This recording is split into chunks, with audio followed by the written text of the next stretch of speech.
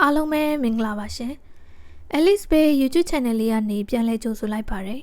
ယနေ့အတွက်ဒဏ္ဍာရီတဲကဖူရှင်ဝတ္ထုလေးကိုဆက်လက်ပြီးဖတ်ပြပေးမှာဖြစ်ပါတယ်ရှင်ဒဏ္ဍာရီတဲကဖူရှင်အပိုင်း1992ဘိုးဘီနယ်ပယ်ကြောက်ကမီလွင့်ထွက်လာသည့်တိဝူအားနေမင်းနန်းနန်းတော်မှတကိုးရှင်များကအလင်းအမြန်ဖမ်းယူလိုက်ကြသည်သူ၏နတ်ဝင်ရိုးကအပြင်းထန်ထိခိုက်သွားသည်သူခန္ဓာကိုယ်ကိုထိုးဖောက်သွားသည့်ဓာဆွမ်းအင်အလင်းတန်းတစ်ခုကတိဝူ၏အရှိန်အဝါကိုအလွန်ပင်အားနည်းသွားစေသည်ထိုဓာချက်ကသူ့အားတေလူနီးပါးပင်ဖြစ်သွားစေခဲ့သည်တိဝူကတုန်လှုပ်မှုကိုခံစားလိုက်ရသည်သူ၏နတ်ဝင်ရိုးကပြောင်းလဲခဲ့ပြီးလမ်းစဉ်ကပုံမအားကောင်းလာသည့်အတွက်သူ့ကိုယ်သူယုံကြည်မှုမြင့်မားလာခဲ့သည်ကောင်းကင်ဒေသနေမင်းနတ်တောင်ကုန်းမှတကိုးရှင်များသည်သူကနဖျားသွေးကိုတန့်စင်ရန်အခွင့်အရေးရှိနေသည်၍အတိုင်းအစမဲ့သောစွမ်းအားတို့ကိုဖော်ထုတ်ပြသနိုင်မည်ဖြစ်ကြောင်းပြောပြခဲ့ကြသည်သူသည်နေမင်းနတ်ခန္ဓာကိုကြင်ကြံရန်ပင်အခွင့်အလမ်းများပေသည်သူ၏စွမ်းရည်များတိုးတက်လာခြင်းသည်သူကိုယ်သူယုံကြည်ချက်အားအလွန်တိုးမြင့်လာစေပြီးရီဖူရှင်နှင့်ထိတ်တိုက်ရင်ဆိုင်တိုက်ခိုက်လိုခဲ့သည်သို့တော်လည်းတိုက်ပွဲသည်တနာစရာကောင်းလောက်အောင်အဆုံးသတ်ခဲ့ရသည်သူ၏မဟာလန်းစဉ်နတ်ဝင်ရိုးကဖိနှိပ်ခံခဲ့ရပြီးတိဝူသည်ဓားများကိုတားဆီးရန်မတက်ဆွမ်းနိုင်ခဲ့ပြီဤသည်မှာတိဝူအတွက်ကြီးမားသောထိုးနှက်ချက်တစ်ခုဖြစ်ခဲ့သည်နဖျားအကျွင်းကြံနေမြေမှပြန်ရောက်သည့်အခါတိဝူသည်ဘုံကိုးပုံတွင်အစွမ်းထက်သည့်တကိုးရှင်တအုပ်ဖြစ်သည်သူသည်နဖျားအကျွင်းကြံနေမြေ၌ပြီးပြည့်စုံသောနတ်ဝင်ရိုးကိုဖွဲ့စည်းနိုင်ခဲ့သည်ထိုအချိန်တွင်ရီဖူရှင်ကသူနှင့်အဆင့်အတူတူသာရှိခဲ့သည်ထိုအချိန်အခါကနေမင်းနှင့်ဖျားနန်းတော်၏စက္ကန့်သူတစ်ယောက်ဖြစ်သောတိဝူသည်ရီဖူရှင်အားချင်းချောက်မှုတစ်ခုဟူ၍ပင်မယူဆခဲ့ပေသို့ပေမဲ့နောက်ပိုင်းတွင်ရီဖူရှင်ကပို၍ကြော်ကြားလာသည်တိဝူသည်ယနေ့တွင်ဤကဲ့သို့အဆက်ရရှုံးနှိမ့်မှုကိုလက်ခံရန်ခက်ခဲနေခဲ့သည်နေမင်းနတ်တောင်ကုန်းကလည်းသူ့အပေါ်လောင်းကြီးထပ်ထားသေးသည်သူတို့သည်လောင်းကြီးကိုလူသိရှင်ကြားကြောင်ညာခဲ့သည်ဖြစ်ရာစကားကိုယခုမှပြန်ရုပ်သိမ်းရန်မဖြစ်နိုင်ပေနေမင်းနတ်တောင်ကုန်းမှတကိုးရှင်များသည်တခြားသူများ၏ကံမကောင်းမှုကိုအခွင့်ကောင်းယူ၍အမျက်ထုတ်ရန်လာရောက်ခဲ့ကြတော်လဲသူတို့သည်အဆင့်အတန်းရှိသူများဖြစ်၍ရှုံးနိမ့်လျင်အရှုံးကိုဝန်ခံကြရမည်သာဖြစ်သည်နေမင်းနတ်တောင်ကုန်းမှတကိုးရှင်များသည်တိဝူအားတစ်ချက်ကြည့်လိုက်ပြီးနောက်ရီဖူရှင်ဘက်သို့ကြည့်လိုက်ကြသည်ရီဖူရှင်ကအမှန်တကယ်ထူးချွန်ထက်မြက်ပေသည်သူတို့ကတိဝူ၏အရေးအချင်းအားစမ်းသပ်စစ်ဆေးခဲ့ကြပြီးဖြစ်သည်တို့ဖြစ်၍သူတို့သည်တိဝူကရီဖူရှင်အားရှုံးနိမ့်သွားလိမ့်မည်ဟုထင်မထားခဲ့ပေကြည်ရသည်မှာနေမင်းနန်းနန်းတော်က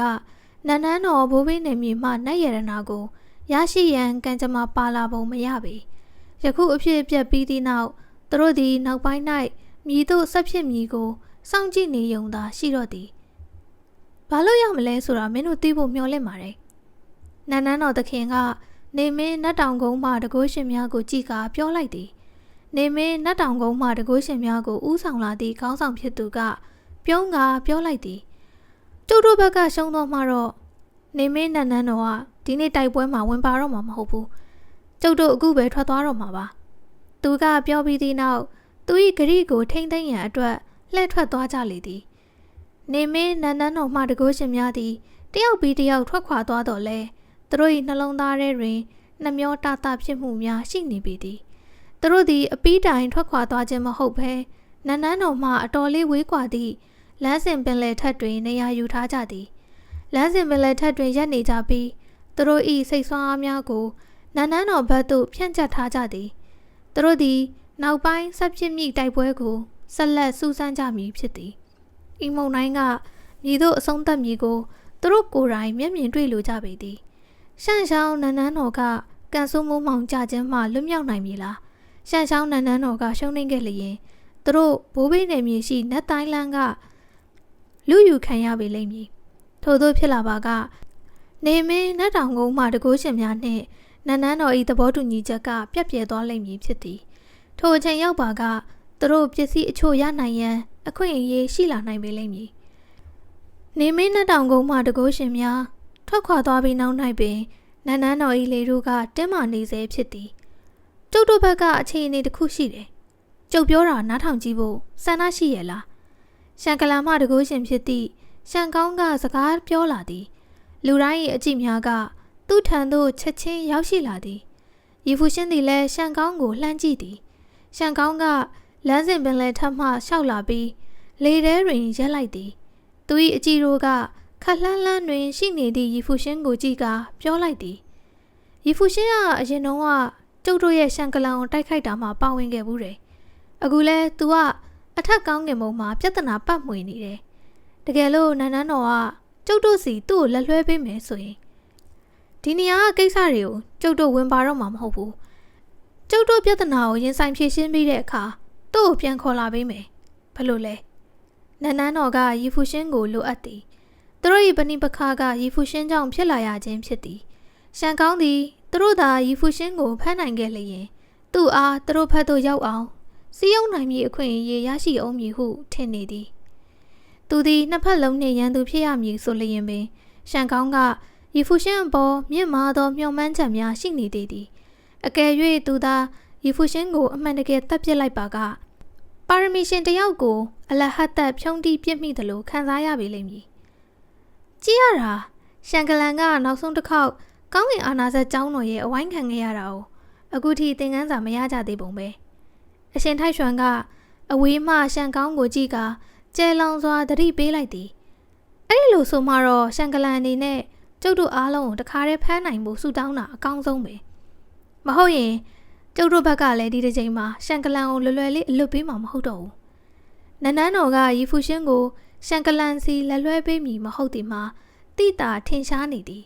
လက်ရှိဘုံကိုးပုံ၏အင်အားစုများအကြားတွင်ရီဖူရှင်ကအတန်မာဆုံးဖြစ်သည်ကိုလူတိုင်းသိကြသည်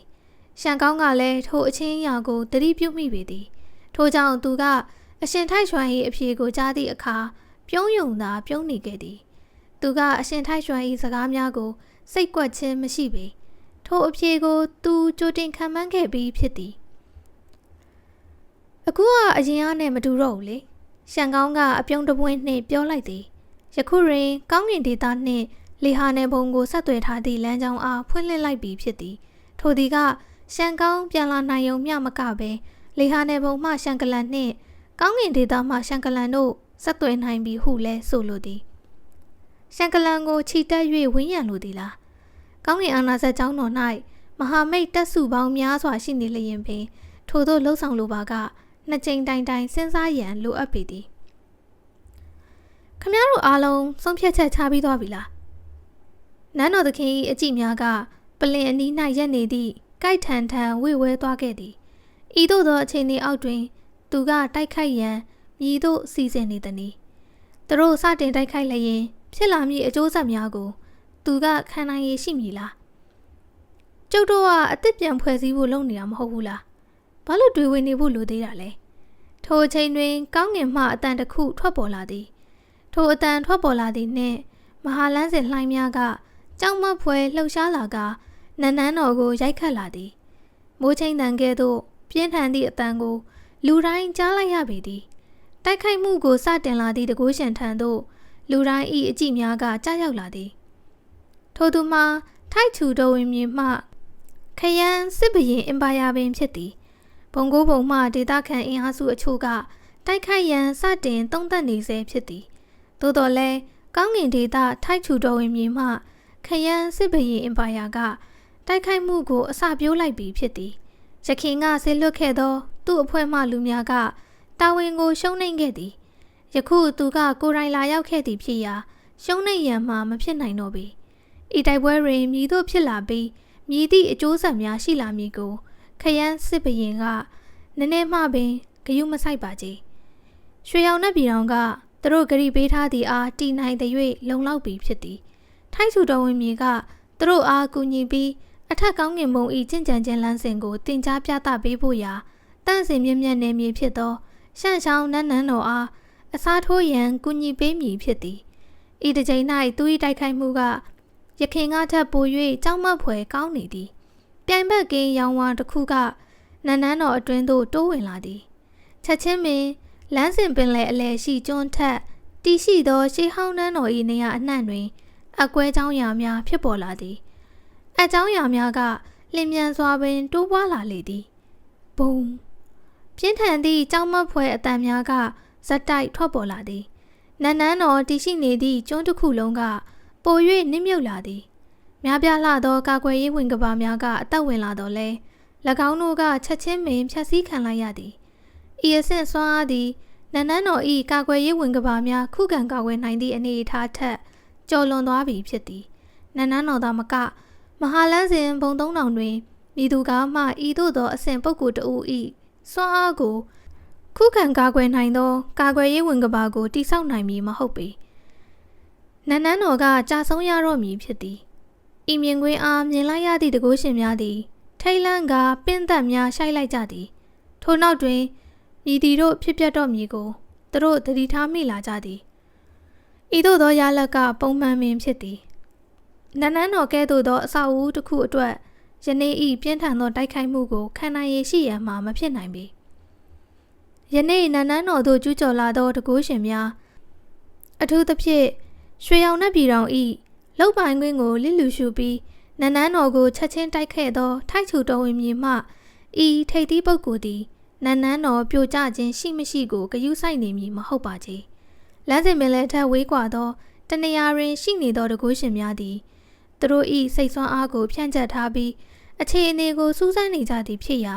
ထိုအဖြစ်အားမြင်တွေ့လိုက်ကြရပေသည်သူတို့ထဲမှအများစုမှာရခင်ကနန်းနန်းတော်တွင်ကြင်ကြံပူးကြသူများဖြစ်သည်ထိုမြင်ကွင်းကသူတို့၏စိတ်ကိုအတော်လေးမတတ်မတာဖြစ်စေသည်တစ်ချိန်ကအထက်ကောင်းကင်ဘုံ၌မြင့်မြတ်စွာတည်ရှိခဲ့သည့်တန့်စင်မြင့်မြတ်နေမြေတစ်ခုကဤသို့သောအခြေအနေမျိုးဖြင့်ပျက်စီးသွားရမည်ဟုမြည်သူထင်မှမြင်သည်နန်းနန်းတော်မှတကုရှင်များသည်ထိုမြင်ကွင်းကိုတိတ်ဆိတ်စွာစိုက်ကြည့်နေပြီးသူတို့၏အရှိန်အဝါကပြင်းထန်လာသည်နန်းနန်းတော်ကပြိုကျသွားပြီးနန်းတော်ကိုကာကွယ်ရန်တိဆောက်ထားသည့်ဝင်းကဘာကဖျက်ဆီးခံလိုက်ရသည်နန်းတော်တစ်ခုလုံးကပင်လယ်ထဲသို့နစ်မြုပ်သွားလေသည်နန်းတော်သခင်ကထိုသို့အဖြစ်ပြက်သည်များကိုရှုပ်ထွေးနေသောအကြီးတို့ဖြင့်ကြည့်လိုက်သည်သူကခေါင်းကိုမော့ကာခရမ်းစစ်ဘရင်အင်ပါယာအားကြည့်လိုက်သည်ရုတ်တရက်တူနှိုင်းမဲ့လမ်းစဉ်စွမ်းအားတို့ကနန်းနန်းတော်တစ်ခုလုံးကိုလွှမ်းခြုံသွားသည်နန်းတော်အပြက်အစည်းများကိုတောက်ပသည့်နတ်အလင်းတို့ကဝန်းရံထားပြီးတခုရဲအဖြစ်ပေါင်းစည်းလာစေသည်အပြက်အစည်းများကလေဟာနှင့်အတွင်မျောလွင့်နေပြီးဆက်လက်နစ်မြုပ်မသွားတော့ပေ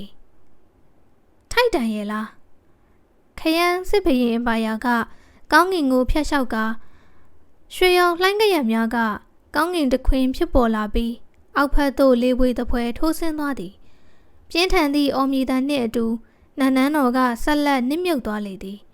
သူလှမ်းလိုက်သည့်ခြေလှမ်းတိုင်းတွင်ကြောက်မက်ဖွယ်လေးဝေးလှိုင်းများဖြစ်ပေါ်နေပြီးနန်းနန်းတော်ကနစ်မြုပ်နေစဉ်မှာပင်အပိုင်းအစများအဖြစ်ပြိုကွဲသွားသည်နန်းတော်သခင်သည်နန်းနန်းတော်ဖြတ်စည်းခံရခြင်းအားတားဆီးနိုင်ခြင်းမရှိခဲ့ပေအဆုံးတွင်နန်းတော်သခင်ကနန်းတော်အားလှုပ်ပေးလိုက်ရန်ဆုံးဖြတ်လိုက်သည်သူ၏စွမ်းအားများကိုပြန်ရုပ်သိမ်းလိုက်သည်နှင့်နန်းနန်းတော်ကပင်လယ်ထဲသို့နစ်မြုပ်သွားတော့သည်ခရမ်းစစ်ဘရင်အင်ပါယာသည်သူ၏လက်ကိုမြှောက်ကာနန်းတော်သခင်နှင့်အခြားတကုရှင်များကိုကြည့်လိုက်ပြီးနောက်သူကလေထဲသို့လက်သီးတစ်ချက်ပြစ်သွင်းလိုက်သည်ဤလက်သီးတစ်ချက်ကလေဟာနယ်ကိုထိုးဖောက်လာသည်စစ်နဖျားဤစစ်မှန်သောစွမ်းရည်လှိုင်းများကအကျွင်းမဲ့ကြောက်မက်ဖွယ်ကောင်းလှသည်အသက်ရှူကြက်ဖွယ်ဖိနှိပ်နိုင်သောစွမ်းအားတို့ကနန်းနန်းတော်ဤတကုရှင်များကိုလွှမ်းခြုံသွားသည်နန်းတော်သခင်သည်လူတိုင်းကိုလိုက်၍ကာကွယ်ရန်မဖြစ်နိုင်ပေထိုအချိန်တွင်အတုမဲ့သောနတ်အလင်းနှံတစ်ခုကသူတို့ရှိနေရာသို့ချက်ချင်းပြန်တန်းရောက်ရှိလာပြီးလက်သီးချက်အားတားဆီးကာကွယ်လိုက်သည်ဘုံပြိုင်ဘက်ကင်းလက်သီးချက်ကထိုအရာနှင့်တိုက်မိသွားပြီးပြင်းထန်သောလေပြေမှုန်တိုင်းများဖြစ်ပေါ်လာစေသည်လက်သီးချက်ကနန်းနန်းတော်ကိုဓာတ်ရိုက်ဖြိုဖျက်လိုက်နိုင်တော့လဲထွက်ပေါ်လာသည့်ထိုအရာကိုမဖြတ်စည်းပြစ်နိုင်ပေထိုအရာသည်အထိမ်းအမှတ်ကြောက်စာတိုင်းတစ်ခုဖြစ်သည်၎င်းသည်မိသူ၏ထိန်ချုံမှုမှမပါဘဲကိုယ်တိုင်ပြန်တန်းလာခြင်းဖြစ်သည်ကြောက်စာချက်၏အပေါ်တွင်မဟာလန်းစဉ်၏အဆုံးမဲ့မှော်အခရာများထွင်းထူထားသည်စစ်နဖျား၏စစ်မှန်သောစွမ်းအားလှိုင်းများသည်ပင်ထိုကြောက်စာချက်အားဖြိုခွဲပြစ်ရန်မဖြစ်နိုင်ပေပို၍ကြောက်မက်ဖွယ်ကောင်းသည်ကထိုကြောက်စာချက်ဆင်းသက်လာပြီးနောက်၌ ကောင်းကင်တမျှကြီးမားသောကြောက်စာချက်ကြီးအသွင်ပြောင်းလဲသွားခြင်းပင်ဖြစ်သည်နန်းနန်းတော်ဤအခြားသောထိပ်သီးပုဂ္ဂိုလ်တဦးကရှေ့ထွက်တိုက်ခိုက်လာခြင်းလားတကုရှင်များကစိတ်ထဲမှတွေးလိုက်ကြသည်အပြက်စီးများ၏အပြင်ဘက်လမ်းစဉ်ပင်လယ်ထက်မှလူများ၏အကြည့်တို့ကစစ်မြေပြင်သို့စူးစိုက်ရောက်ရှိနေကြသည်သူတို့အများစုသည်နန်းနန်းတော်၌နန်းတော်သခင်အပြင်အစွမ်းထက်သောဘုံ၏အထွတ်အထိပ်ပုဂ္ဂိုလ်တဦးထက်မကရှိကြောင်းကြားဘူးနာဝရှိကြသည်အထူးသဖြင့်ထိပ်သီးပုဂ္ဂိုလ်များကထိုအရာနှင့်ပတ်သက်ပြီးတခုခုသိထားပုံရလေသည်သို့တော်လည်းအတန်ကြာသည့်တိုင်မြည်သည့်ပုဂ္ဂိုလ်မှပေါ်မလာပေထိုအစားကောင်းကင်ထက်၌မျောလွင့်နေသည့်ကြောက်စာချက်သည်ပို၍တောက်ပလာပြီးမျက်လုံးကျိန်းလောက်သောအလင်းတို့ကိုထုတ်လွှတ်လာသည်ကြည့်ရသည်မှာပိုင်ရှင်မရှိသည့်ပစ္စည်းတစ်ခုဖြစ်ပုံရလေသည်ထိပ်သီးပုဂ္ဂိုလ်များသည်ထိုကြောက်စာချက်အားစူးစိုက်ကြည့်နေကြပြီးတုန်လှုပ်သည့်အကြည့်တို့ဖြစ်ပေါ်လာသည်ဤသည်မှာတာမန်ကြောက်စာချက်တစ်ခုမဟုတ်တန်ရပေသူတို့က၎င်းမှထူးခြားလှသောအရှိန်အဝါကိုခံစားမိလိုက်ကြသည်ထိုအချိန်၌ကြောက်စာချက်ထံမှတပြင်းချသံတစ်ချက်ထွက်ပေါ်လာသည်ရင်းကကြောက်စာချက်ပူဆွေးသံပင်ဖြစ်တော့သည်ရီဖူရှင်၏မျက်နှာထက်တွင်ထူးဆန်းသောအမူအရာတစ်ခုဖြစ်ပေါ်လာသည်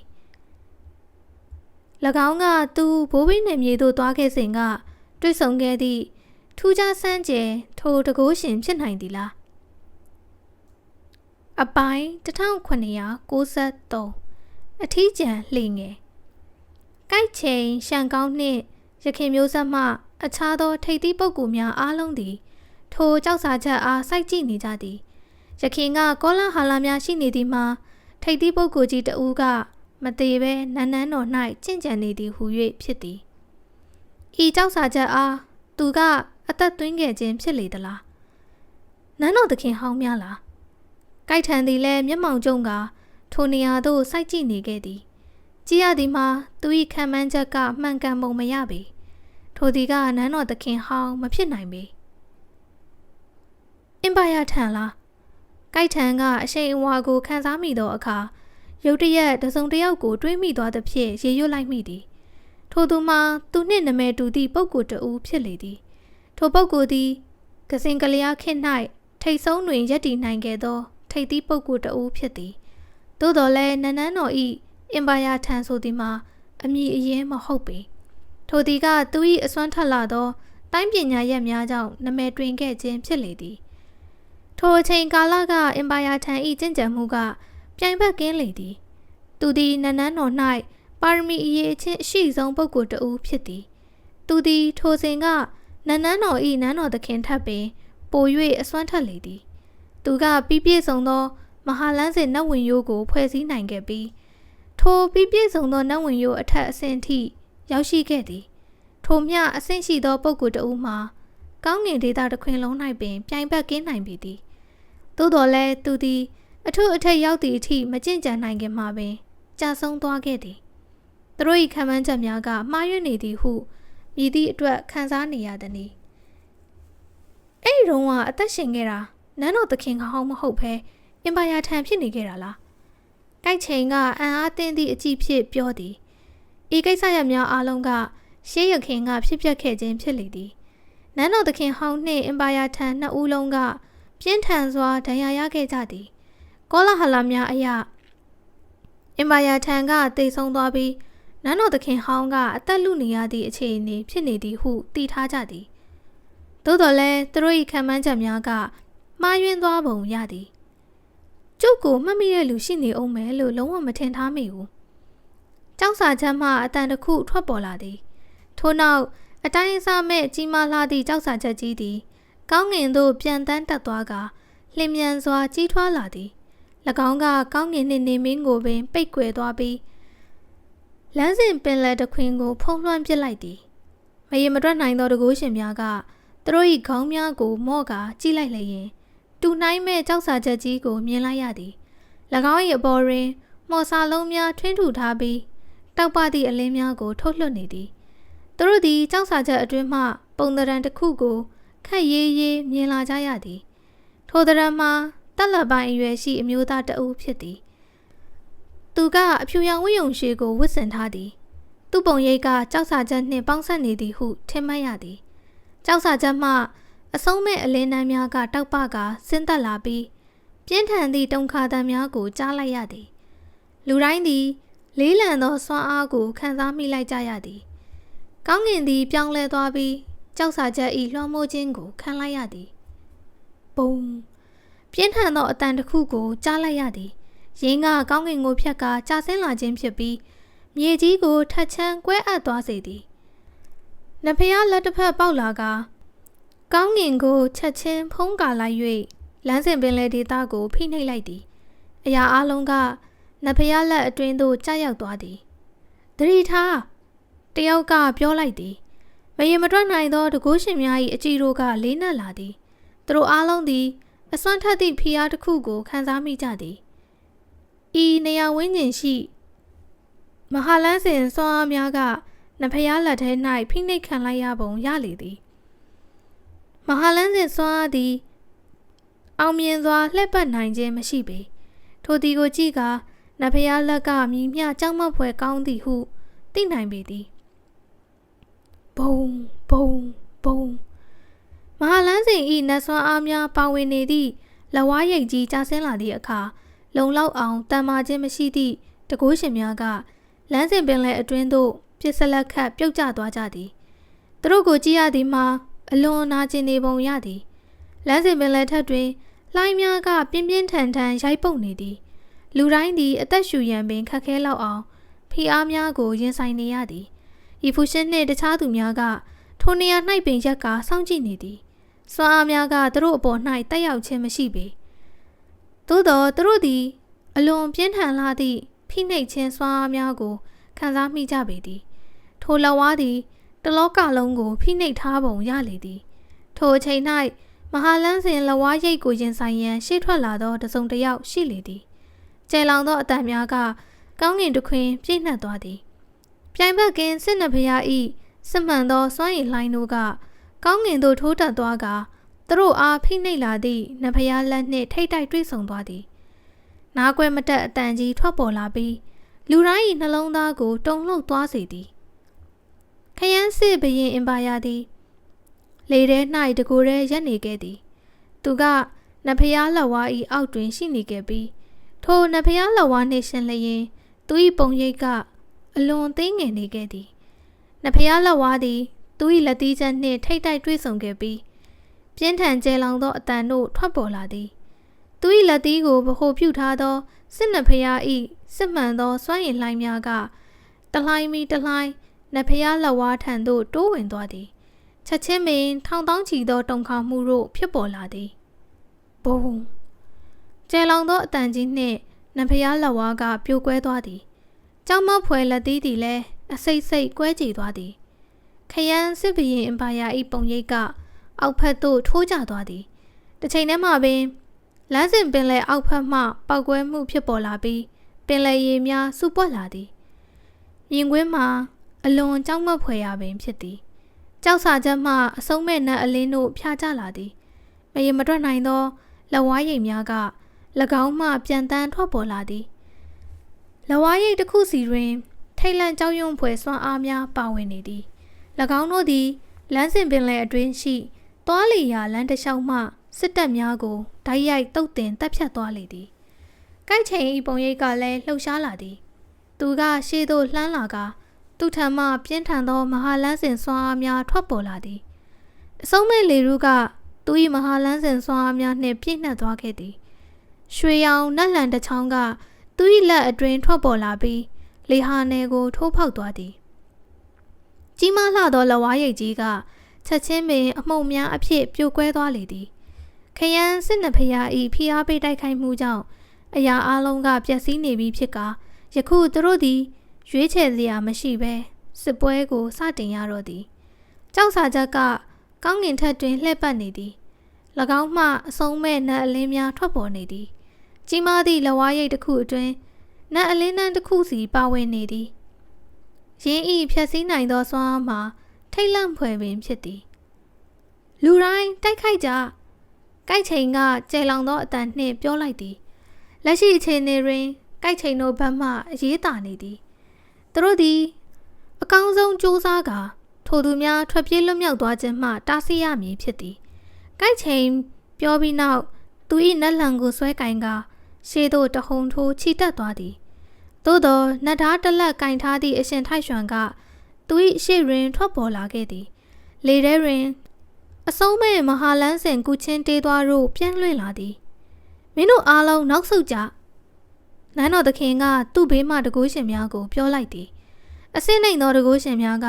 ထုံမြအဆင့်မြင့်မာလာသည့်တိုက်ပွဲတွင်ပါဝင်နိုင်ခြင်းမရှိပေ။ထို့အပြင်သူတို့သည်အနှဲငယ်မျှသတိမမူမိပါကအလွယ်တကူအသက်ခံရနိုင်သည်။သို့သောဤအခြေအနေထိပင်ရောက်နေရာနောက်ပြန်ဆုတ်ရန်လမ်းမရှိတော့ပေ။တောက်ပါသည့်နတ်တောင်ကုန်းတစ်ခုထွက်ပေါ်လာပြီးနန်းတော်မှတကိုးရှင်အားလုံးကိုလွှမ်းမိုးသွားကအထဲ၌ကာကွယ်လိုက်သည်။နန်းတော်သခင်ကလက်ဝါးရိုက်ချက်တစ်ခုဆန့်ထုတ်လိုက်ရာတကိုးရှင်များကိုတည်ဆောင်ထားသည့်နတ်တောင်ကုန်းကအဝေးသို့ပြန်တန်းထွက်သွားလေသည်။၎င်းကခဏချင်းအတွင်းအဝေးကြီးရောက်ရှိသွားခဲ့သည်။ရှန်ကျဲသွားပြီးသူတို့ရှင်းခဲ့လိုက်။ရှန်ကောင်းကပြောလိုက်သည်။ရှန်ကျဲကရှေ့သို့လှမ်းလိုက်ပြီးသူ၏ဝင်းကျင်တွင်လေဟာနယ်လန်းစင်စွမ်းအားများတောက်ပလာသည်။ရွှစ်နေရာအနှံ့တွင်အစိမ်းရောင်နက်အလေးများထွက်ပေါ်လာပြီးအားလုံးကိုအမှုံများအဖြစ်ပြောင်းလဲပစ်လိုက်သည်။တရံမဲ့လေဟာနယ်စွမ်းအားသည်အမှုံအဖြစ်ပြောင်းလဲခံလိုက်ရသည်။အစိမ်းရောင်အလေးများဖြင့်ဖုံးလွှမ်းခံလိုက်ရသဖြင့်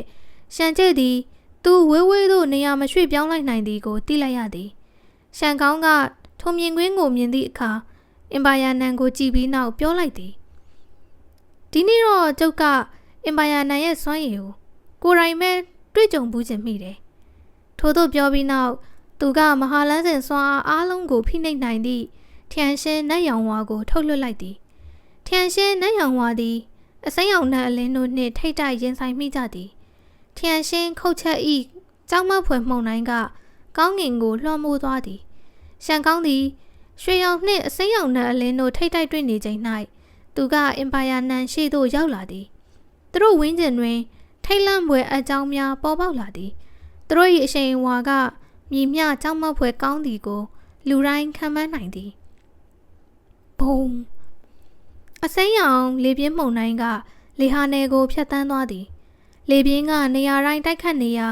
ရှန်ကောင်းနှင့်ရှန်ကျဲနှစ်ဦးလုံးလေပြင်းနဲ့ပိတ်မိနေလေသည်။ထိုအချိန်၌တခြားသောထိပ်သီးပုဂ္ဂိုလ်တဦးကတိုက်ခိုက်လာသည်။ထိုပုဂ္ဂိုလ်သည်တစ်ချိန်လုံးတိတ်ဆိတ်စွာရှိနေခဲ့သူဖြစ်သည်။သို့သောသူလှုပ်ရှားလိုက်သည့်အခါမရေမတွက်နိုင်သောလက်နက်များကကောင်းကင်တစ်ခွင်ပြည့်နှက်သွားပြီးနန်းတော်သခင်ရှိရာဘက်သို့တိုးဝင်သွားသည်။ထိုသူသည်ကောင်းကင်ဒေသ၏ရှေးဟောင်းကလန်တစ်ခုဖြစ်သောမိုးကလန်မှထိပ်သီးပုဂ္ဂိုလ်တဦးဖြစ်သည်။မိုးကလန်သည်မူလဘုံတွင်သူတို့၏လွှမ်းမိုးမှုကိုတတ်သိပြကျင်နေသူဖြစ်သည်။ထို့အပြင်သူတို့ကရွှေရောင်နတ်ပြည်တော်ထိုက်ချူတော်ဝင်မြေတို့နှင့်ပူးပေါင်းရန်ဆုံးဖြတ်ခဲ့သည်။ထိုသည်မှာဖြက်လန်းပွင့်ပြီးနောက်မူလဘုံသို့ဝင်ရောက်သည့်အင်အားစုများကများပြားလှသည်ဖြစ်ရာကလန်တစ်ခုထဲနှင့်လွှမ်းမိုးနိုင်ရန်ခက်ခဲသောကြောင့်ဖြစ်သည်။မိုးကလန်သည်ဤနေရာ၌အုံမြင့်ရှိမနေပေ။ထို့သောအခြေအနေအောက်တွင်ဒေသခံအင်အားစုများနှင့်ပူးပေါင်းခြင်းကသာအသင့်တော်ဆုံးဖြစ်ကာမူလဘုံတွင်တဖြည်းဖြည်းနှင့်သူတို့၏အရေးပါမှုကိုချဲ့ထွင်ရပေမည်။လူတိုင်းကဤတိုက်ပွဲကိုပါဝင်ရန်ဆုံးဖြတ်လိုက်သည့်အတွက်အနာဂတ်တွင်ပြဿနာဖြစ်မလာစေရန်နန်းတော်အားအပီးတိုင်ချိန်မုံပြရပေမည်။နန်းတော်မှလူတိုင်းကိုတပ်ဖြစ်လိုပါကထိပ်သီးပုဂ္ဂိုလ်များပူးပေါင်းကာတိုက်ပွဲ၌ပါဝင်ရန်လိုအပ်ပေသည်။ချက်ချင်းပင်မိုးကလန်မှလူကနန်းတော်၏နန်းတော်သခင်ကိုတိုက်ခိုက်လိုက်သည်။နေမင်းနန်းတော်မှတကိုးရှင်များထွက်သွားလျင်ပင်သူတို့ဘက်ကနန်းတော်နှင့်ရှင်မာကတကိုးရှင်အင်အားများနေစေပင်ဖြစ်သည်။သူတို့ဘက်ကအလေးသာနေသည်မှာအထင်ရှားပင်ရည်ရွယ်ချက်ရှိမရှိတိုက်ပွဲမတိုင်ခင်ထွက်သွားသည့်တကိုးရှင်များကိုပြည်သူကမှပြစ်မှတ်မထားကြပေ။တိုက်ပွဲကိုရှောင်လွှဲသွားသည့်တကိုးရှင်များထဲတွင်ထိပ်သီးပုဂ္ဂိုလ်များလည်းပါဝင်ပြီးသူတို့ကရီဖူရှင်းနှင့်အဖွဲ့ထွက်ခွာသွားသည့်ဘက်သို့လိုက်သွားခဲ့ကြသည်။သူတို့သည်ထိပ်သီးပုဂ္ဂိုလ်များ၏တိုက်ပွဲတွင်ပါဝင်ရန်မှာသူတို့၏အရေးချင်းကတိတာစွာကွာဟလွန်းနေသည်။သူတို့၏ပြစ်မှတ်ကတခြားတကိုးရှင်များသာဖြစ်သည်။ထို့အပြင်ယခုအချိန်တွင်ရီဖူရှင်းကအမဲလိုက်ခံနေရသည်။အင်အားစုအမျိုးမျိုးမှဖွဲ့စည်းထားသောတပ်ဖွဲ့များကစိတ်အားထက်သန်စွာလှုပ်ရှားလာကြပြီးလမ်းစဉ်ပင်လယ်စီအလျင်မြန်သွားခဲ့ကြသည်။ သူတို့သည်နန်းတော်သခင်မှနောက်ဆုံးနေရန်အမိန့်ပေးခံလိုက်ရသောတကုရှင်များနောက်သို့လိုက်ကြမည်ဖြစ်သည်ယေဖူရှင်၏အဖွဲ့ကအမှန်တွင်အလွန်အားကောင်းသည်အချို့သောထိပ်သီးပုဂ္ဂိုလ်များကကိုယ်တိုင်မလာနိုင်ကြတော့လဲသူတို့ကယေဖူရှင်အားကူညီရန်တကုရှင်အမြောက်အများဆေလွှတ်ပေးခဲ့သည်ယေဖူရှင်၏အဖွဲ့ကအလွန်မြန်ဆန်သောအလင်းနှင့်လှုပ်ရှားနေကြသည်သူတို့သည်လေဟာနယ်ရွှေ့ပြောင်းခြင်းကိုတုံးရာရက်တန့်ခြင်းမရှိဘဲကောင်းကင်တလျှောက်ဖြတ်တန်းလာခဲ့ကြသည်တကုရှင်အများအပြားကသူတို့နောက်မှအမဲလိုက်ရန်လိုက်လာနေကြသည်အဖွဲ့နှစ်ဖွဲ့ကြားမှအကွာအဝေးကတဖြည်းဖြည်းနီးကပ်လာသည်ယေဖူရှင်ကအဝေးကိုကြည့်လိုက်သည်ကျယ်ပြောလှသောလမ်းစဉ်ပင်လယ်အတွင်းအထီးကျန်လှေတစင်းကရွက်လွှင့်လာသည်ကောက်ရိုးအုပ်ထုပ်ဆောင်းထားသည့်ပုံရိပ်ကလှေပေါ်၌ရက်နေသည်သူ၏ဘေးတွင်မိစ္ဆာသားရဲဖြစ်သည့်မိစ္ဆာကြွက်တကောင်ရှိနေသည်လှေကိုမြင်လိုက်သည့်အခါတောက်ပသောအလင်းတစ်ချက်ကယေဖူရှင်၏မျက်လုံးများအတွင်းလင်းလက်သွားသည်ရင်းကသူ၏နောက်ဆုံးမျှော်လင့်ချက်ပင်ဖြစ်သည်နန်းတော်စစ်မြေပြင်မှထိပ်သီးပုဂ္ဂိုလ်များကသူတို့ကိုဖမ်းဆီးရန်ရောက်လာပြီးသူကလည်းခုခံကာကွယ်နိုင်ခြင်းမရှိခဲ့ပါကသူ၏စ조사အားထုတ်မှုအလုံးကအချင်းအနီးဖြစ်သွားပေလိမ့်မည်အဖွဲ့တစ်ဖွဲ့ကိုအရင်ထွက်သွားခိုင်းတဲ့နယ်စီနီယာခွန်ပန်းဒီလူတွေကိုဒီကခေါ်သွားဖို့စီနီယာကိုအခုကြင်တောင်းလို့ရမလားယေဖူရှင်ကနတ်ဆိုးအင်ပါယာခွန်ပန်းကိုမေးလိုက်သည်သူ၏အရှိန်ကအလွန်လျင်မြန်သည့်အတွက်အားနည်းသောတကုရှင်များကိုဤနေရာမှလွတ်မြောက်ရန်ခေါ်ဆောင်သွားပေးနိုင်လိမ့်မည်ဤတိုက်ပွဲ၌သူတို့ပါဝင်ခြင်းကအဓိပ္ပာယ်မရှိပေယေဖူရှင်ကိုယ်တိုင်သည်လည်းနောက်ပိုင်းမြည်တို့ဆက်ဖြစ်မည်ကိုခံမှန်းနိုင်ခြင်းမရှိပေရှောင်းကလန်နှင့်တောကလန်တို့ဟန်တားခံရပြီးနောက်သူတို့ဘက်၌ရှိနေသောတကုရှင်တို့ကအရေးသာခြင်းရှိမနေတော့ပေကောင်းပြီခွန်ပန်ကခေါင်းငိမ့်ကပြန်ပြေးလိုက်သည်သူကယေဖူရှင်၏တောင်းဆိုချက်ကိုမငင်းဆန်ပဲလူတချို့ကိုခေါ်ဆောင်ကထွက်သွားသည်ယေဖူရှင်နှင့်တခြားလူများကရှေ့ဆက်သွားနေသည်သူတို့သည်လာနေသည့်လှေတစင်းအနီးသို့ရောက်လာသည့်အခါရပ်တန့်လိုက်ကြသည်မကြခင်မှာပင်သူတို့နောက်မှလူများကသူတို့ကိုလိုက်မိလာသည်သူတို့မှာအင်အားစုအမျိုးမျိုးမှကလန်သားများဖြစ်ကြပေသည်သူတို့ကရပ်တန့်သွားသည့်ယေဖူရှင်၏အဖွဲ့ကိုကြည့်လိုက်ကြသည်ထို့နောက်လမ်းစဉ်ပင်လယ်ထက်ရှိလှေပေါ်သို့ကြည့်လိုက်ကြပြီးတချို့လူများကမျက်မှောင်ကျုံသွားသည်သူတို့သည်ထိုပုဂ္ဂိုလ်၏အရှိန်အဝါကိုအနှဲငယ်မျှပင်မခံစားမိကြပေဖြစ်နိုင်ခြေမှာတစ်ဖက်လူကအလွန်အားနည်းသည့်တကုရှင်သို့မဟုတ်အလွန်အစွမ်းထက်သောတကုရှင်တဦးဖြစ်နေသောကြောင့်ဖြစ်သည်သို့တော်လည်းဤနေရာမှာလမ်းစဉ်ပင်လယ်အတွင်းပိုင်းတွင်ဖြစ်သည်အလွန်အားနည်းသည့်လူတစ်ယောက်ဖြစ်ပါကဤနေရာတွင်မြည်သို့ပေါ်လာနိုင်ပါမည်နီထိုသည်ကတချို့လူများကိုမလွယ်ကူသလိုခံစားလိုက်ရစေသည်ယေဖူရှင်ထံ၌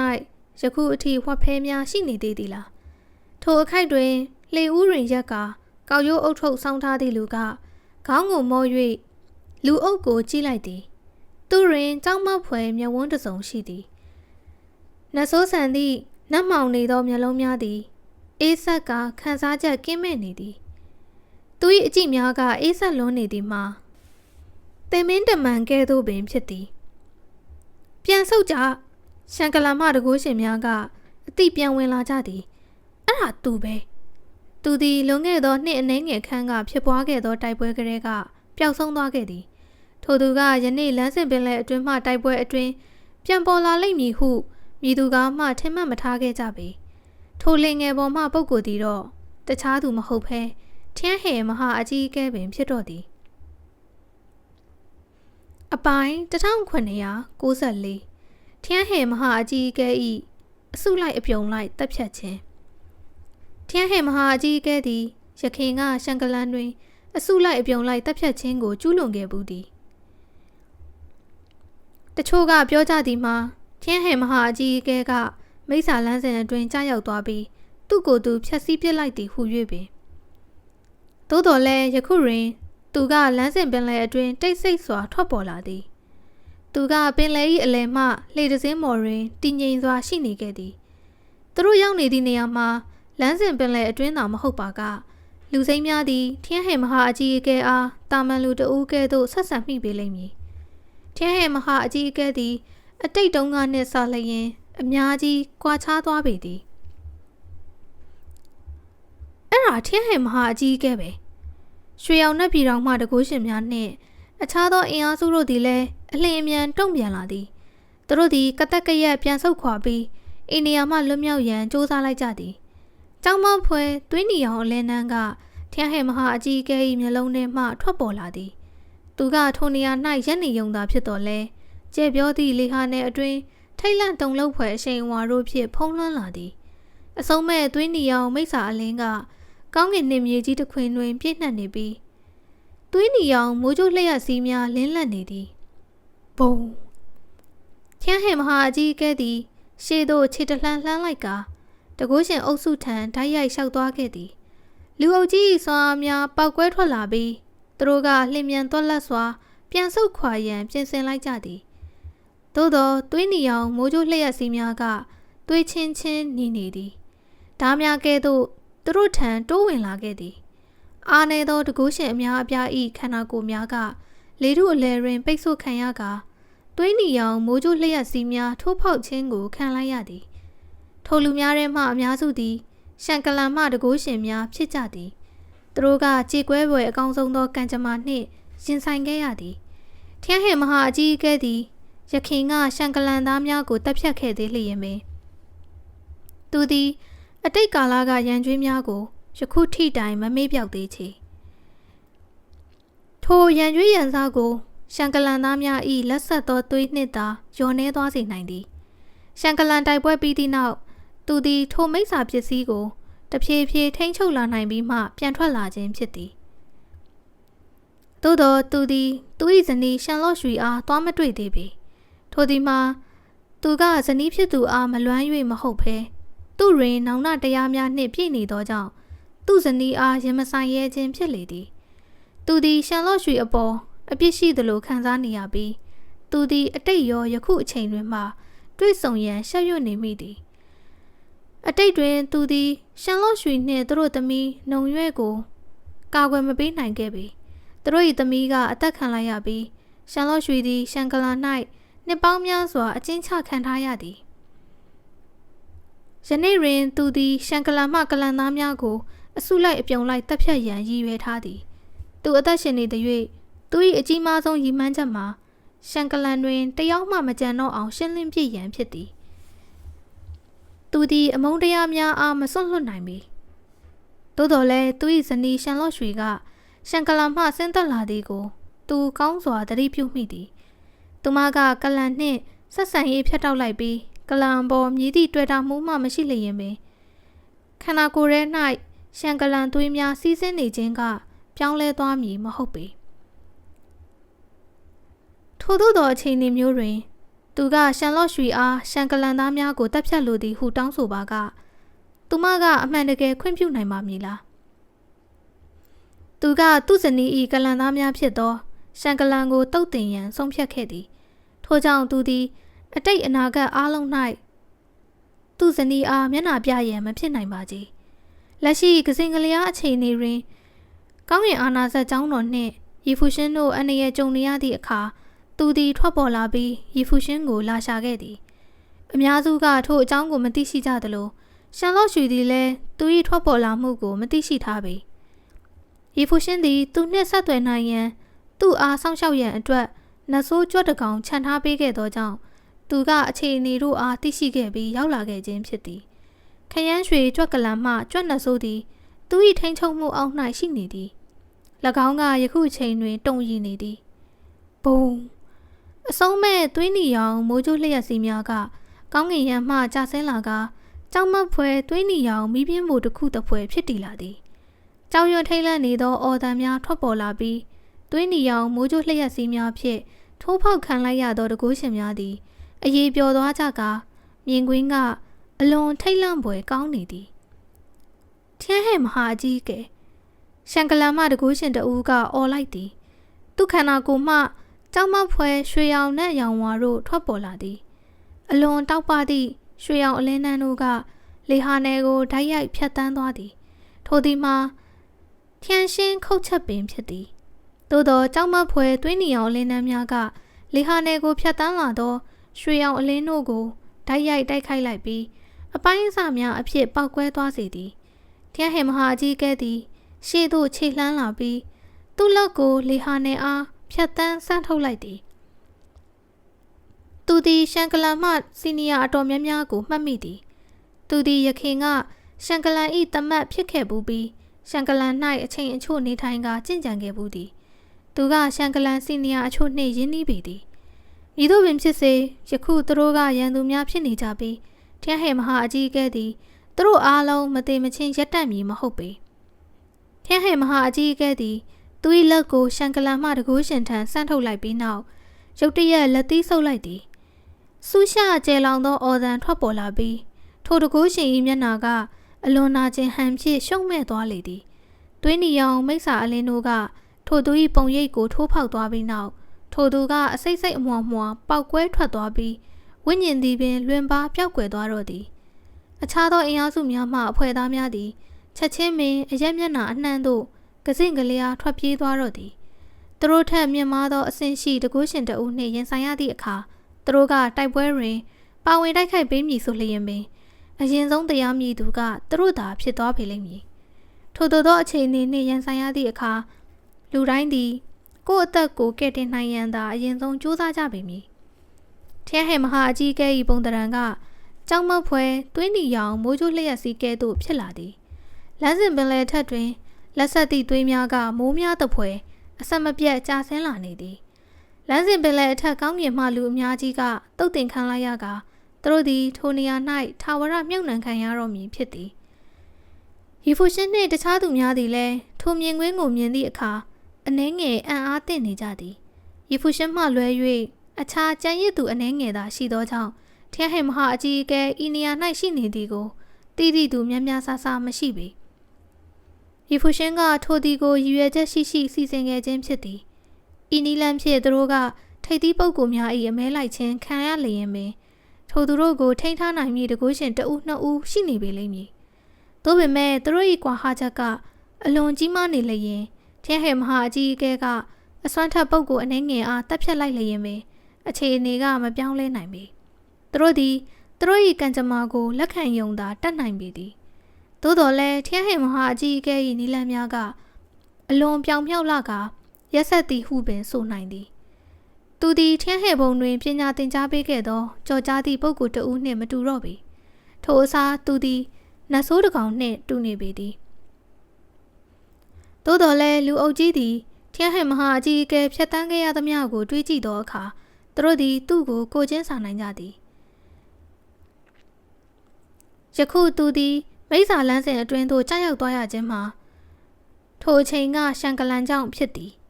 ရှန်ကလန်သည်အလွန်ရက်ဆက်စွာပြုမှုခဲ့ကြသည်သူတို့သည်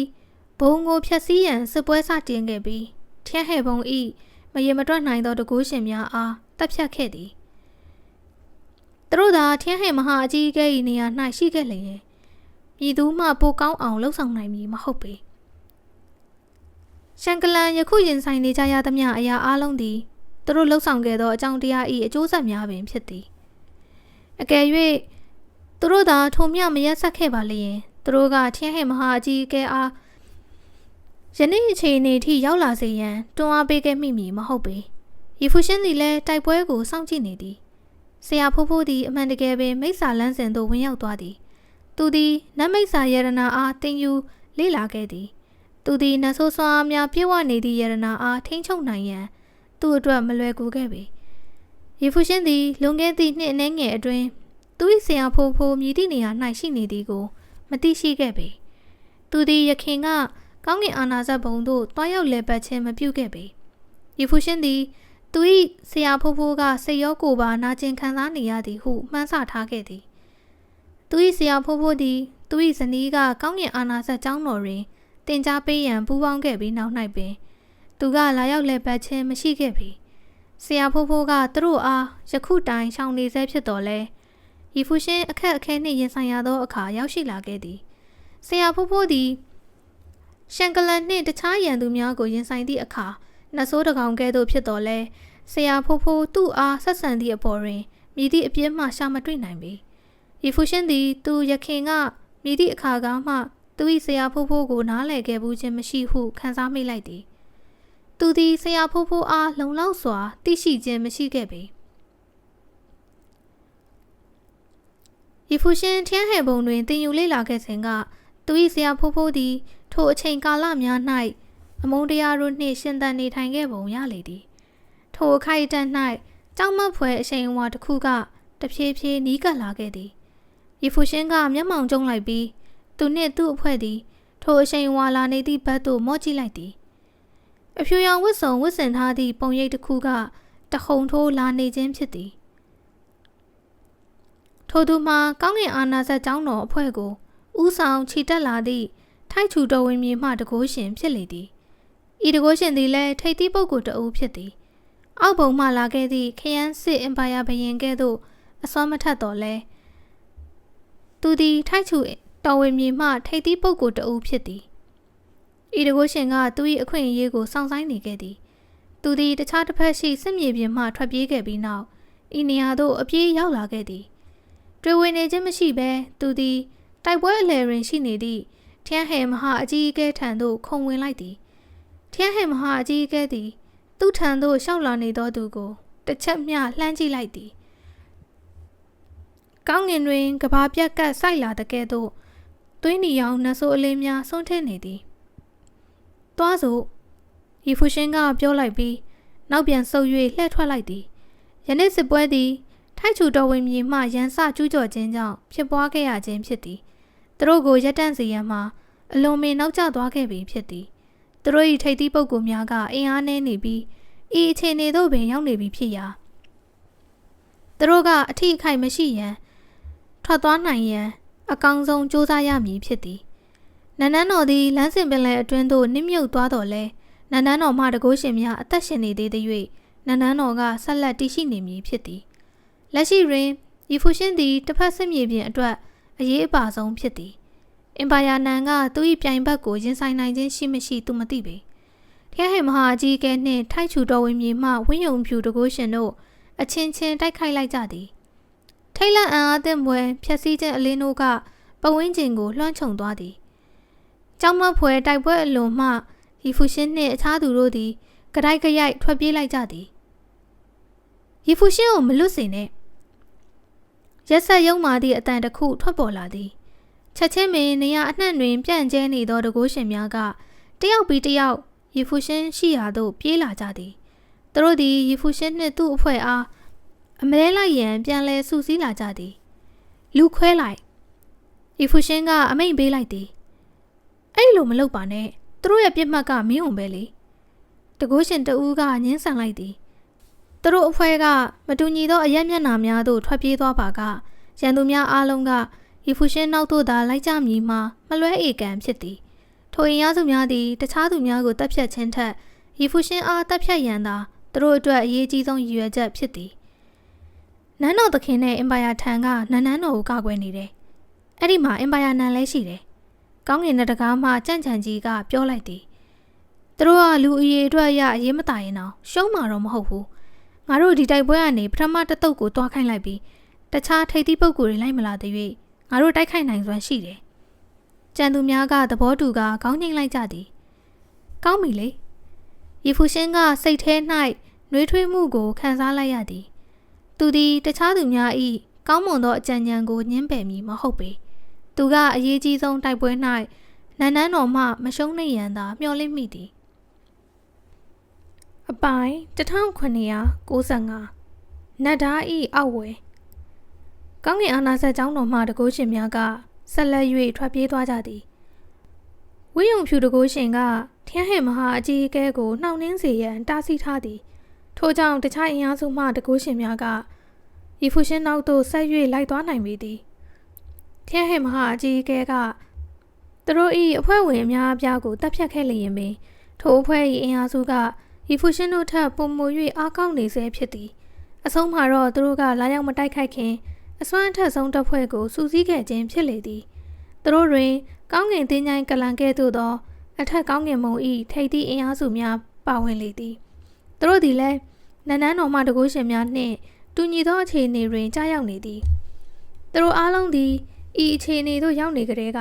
ဆုံးဖြတ်ချက်တစ်ခုခုချရတော့မည်ကိုရှင်းရှင်းလင်းလင်းသိရှိထားကြသည်သူ သူတို့သည်မြေသည့်ကံတရားပေါ်ကိုမှမိခိုနိုင်ခြင်းမရှိပေအခြားဘက်မှရန်သူများအားအပီးတိုင်တုတ်သေးရှင်းလင်းပြမှသာလျှင်သူတို့၏လုံခြုံမှုကိုအကျွမ်းမဲ့အာမခံနိုင်ပေသည်ထိပ်သီးပုဂ္ဂိုလ်များအကြားတိုက်ပွဲတွင်သူတို့ပါဝင်နိုင်ခဲ့ခြင်းမရှိတော့လဲဤတိုက်ပွဲကသူတို့နှင့်သာသက်ဆိုင်နေသည်အ ਨੇ ဆုံးတော့သူတို့သည်ကောင်းကင်အာဏာစက်ကြောင်းတော်မှရီဖူရှင်ကိုသာတပ်ဖြတ်ရန်လိုသည်ရီဖူရှင်အသက်ခံရမည်ဆိုလျင်ပြိုင်ဘက်၏မဟာမိတ်တပ်များကပြိုကွဲသွားမည်ဖြစ်သည်ထို့သောဖြစ်လျင်သူတို့အပေါ်ချိန်ချောက်မှုများကအတော်လျော့နည်းသွားနိုင်သည်တကိုးရှင်များထဲတွင်လေဟာနယ်လန်းစဉ်အားကျွမ်းကျင်သူများကအရှိန်အမြန်ဆုံးဖြစ်သည်ရှန်ကလန်နှင့်ရွှေရောင်နှက်ပြည်တော်ကဲ့သို့အင်အားစုများသည်လေဟာနယ်စွမ်းအားကိုကျွမ်းကျင်ကြ၍ရဟောင်အထွတ်အထိပ်အဆင့်မှပုဂ္ဂိုလ်ချို့သည်ရီဖူရှင်၏အဖွဲ့ကိုပထမဆုံးလိုက်မိလာကြသည်ရှန်ကလန်မှထိပ်သီးပုဂ္ဂိုလ်တစ်ယောက်ကသူ၏လက်ဝါးနှင့်ရိုက်ချလိုက်သည်အဝေးမှကောင်းကင်တွင်ရွှေရောင်အလင်းနှန်းတစ်ခုပေါ်ပေါက်လာသည်၎င်းကလေဟာနယ်ကိုဟတ်တက်ခွဲကာတကိုးရှင်များစီကိုတိုးဝင်လာသည်အခြားသောတကိုးရှင်ကရှေ့သို့လှမ်းလိုက်ရင်းသူ၏မဟာလန်းစင်နှဝင်ရိုးကထွက်ပေါ်လာသည်နံအလင်းနှန်းများထိုးထွက်လာပြီး၎င်း၏လမ်းကြောင်းရှိသမျှလူများကိုတပ်ဖြတ်သွားလေသည်လေပြင်းမှုန်တိုင်းကပတ်ဝန်းကျင်တွင်တိုက်ခတ်လာသည်နန်းနန်းတော်ဤဓာနန်းတော်မှတကိုးရှင်တဦးသည်ပြန်လှည့်ကာကောင်းငင်သို့ခုန်တက်သွားသည်နတ်ဓာများကကောင်းငင်သို့ဖြတ်တန်းသွားပြီးတခြားသူများစီသို့တိုးဝင်သွားလေသည်ရင်းကကောင်းငင်နှင့်မြေကြီးကိုပင်ဖျက်ဆီးပစ်နိုင်စွမ်းရှိလေသည်အရက်မျက်နှာအသီးသီးမှတခြားတကိုးရှင်များကတိုက်ခိုက်လာပြီးရီဖူရှင်၏အဖွဲ့ကိုထွက်ပြေးမရစေနိုင်ရန်ဝန်းရံထားသည်ရီဖူရှင်၏အဖွဲ့မှတကိုးရှင်များသည်ပြန်လှည့်လိုက်ပြီးတိုက်ပွဲသို့တယောက်ပြီးတယောက်ပါဝင်လာသည်ခဏချင်းအတွင်းမှာပင်မဟာလန်းစင်၏ထိပ်တန်းတိုက်ခိုက်မှုပညာရက်ကလမ်းစဉ်ပင်လယ်အထက်မှကောင်းကင်တွင်ထွက်ပေါ်လာသည်ဝိညာဉ်လက်နက်များကအရက်မျက်နှာအားလုံးမှပြန်တန်းလာကနတ်မိုးကြိုးလျက်စီးတို့ကကောင်းကင်မှဆင်းသက်လာသည်ရွှေရောင်နတ်လင်းကလေထုကိုခွဲထွက်လာပြီးမဟာလန်းစင်ဓားများကကောင်းကင်ကိုထိုးခွဲကာအံ့ကြောင်းများဖြစ်လာလေသည်မရေတွက်နိုင်သောတိုက်ခိုက်မှုများကပေါက်ကွဲထွက်လာပြီးလမ်းစဉ်ပင်လယ်တွင်လှိုင်းများထလာစေသည်ပင်လယ်လှိုင်းများကရက်ဆက်ကြမ်းကြုတ်စွာအော်မြည်၍လှုပ်ရှားနေကြသည်ရီဖူရှင်၏အဖွဲ့ကအရေးတာနေဆဲဖြစ်သည်တခြားသူများသည်ရီဖူရှင်အတွက်မဟာလန်းစင်မှုန်တိုင်းကိုတားဆီးထားပေးသည်ထိုလူများသည်သူ့အားပြင်းပြစွာတပ်ဖြတ်လိုနေကြသည်သူတို့အားလုံးကရီဖူရှင်ကိုလမ်းစဉ်ပင်လယ်ထဲတွင်တည်သွားစေလိုသည့်ဆန္ဒများပြင်းပြနေကြပေသည်ရီဖူရှင်အားထွက်ပြေးလွတ်မြောက်ရန်ကူညီပေးနေသူမှာထရဟင်မဟာအကြီးအကဲ၏ဇနီးဖြစ်သောရှန်ကလန်မှတကိုးရှင်ရှန်လော့ရွှေပင်ဖြစ်သည်သူမကရီဖူရှင်ကိုပြောလိုက်သည်သူကတကိုးရှင်တွေအများကြီးကိုတတ်ခဲ့ပေမဲ့ငါတို့ရဲ့တကိုးရှင်အရေးအတွက်ကသူတို့ထက်နည်းနေတော့မယ်ငါသွားပြီးသူတို့တွေကအချို့ကိုတားထားလိုက်မယ်မင်းတို့အားလုံးဆက်ပြီးထွက်ပြေးကြပါသူတို့ရဲ့ပြစ်မှတ်ကမင်းမယ်အဲ့ဒီတော့အထွတ်အထိပ်ရအောင်အဆင့်တွေရဲ့တိုက်ပွဲနဲ့ဝေးနိုင်သမျှဝေးဝေးကိုသွားလိုက်ကောင်းပါပြီရီဖူရှင်ကခေါင်းငိမ့်ကပြောလိုက်သည်သူကမြည်သည့်စကားကိုမှထပ်မပြောတော့ပေရှန်လော့ရွှေကပြန်လှည့်သွားလိုက်သည်သူမ၏ထျံရှင်းနတ်အယောင်ဝါကတောက်ပလာပြီးအဆုံးမဲ့လေဟာနယ်ကိုလွှမ်းခြုံသွားကသူတို့ကိုလိုက်ဖမ်းနေသည့်တကိုးရှင်များလမ်းကြောင်းကိုတားဆီးလိုက်သည်အရာအလုံးကမျက်စိတမိတ်အတွင်းဖြစ်ပျက်သွားခဲ့သည်အချိန်တစ်ခဏအတွင်းလမ်းစဉ်ပင်လယ်အထက်တွင်တိုက်ပွဲကြီးဖြစ်ပွားလာသည်လက်ရှိရီဖူရှင်နှင့်အတူရှေ့ဆက်သွားနေသောတကိုးရှင်အရေးအတွက်ကအလွန်မင်းနှဲပါလှသည်ရီဖူရှင်ကအဝေးသို့ကြည့်နေသည်သူကကမ်းခြေကိုဝေဝေဝါးဝါးမြင်နိုင်နေပြီဖြစ်သည်သူတို့သည်ကုန်းမြေခန်းတပ်သို့ရောက်ရှိရန်အလွန်နီးကပ်လာပြီဖြစ်သည်အရေးချင်းရှိသောပုဂ္ဂိုလ်များအနေဖြင့်သူတို့သည်အလွန်လျင်မြန်စွာလှုပ်ရှားနိုင်ကြသည်သူတို့အားလိုက်လံဖမ်းဆီးနေသူတို့ကနဲသက်ထက်နဲလာပြီးထိုအထဲ၌ကြင့်ကြံစင်မြင်မာသောတကိုးရှင်ကအနှဲငယ်သာရှိသည်ရန်သူများကရီဖူရှင်၏မဟာမိတ်အဖွဲ့ဝင်များနှင့်ထိပ်တိုက်တွေ့ဆုံခဲ့သည်